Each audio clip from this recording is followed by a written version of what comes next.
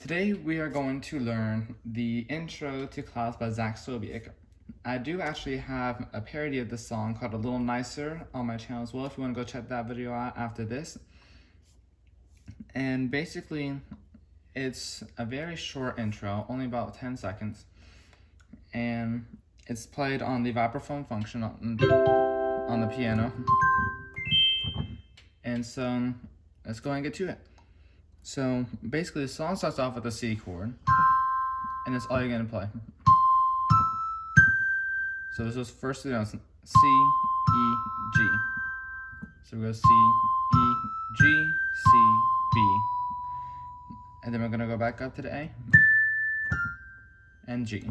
So that little bit right there, the first half of it, C, E, G, C, B, A, G.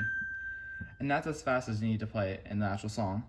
Then the second half goes C, E, G, E, F. And that is the entire intro.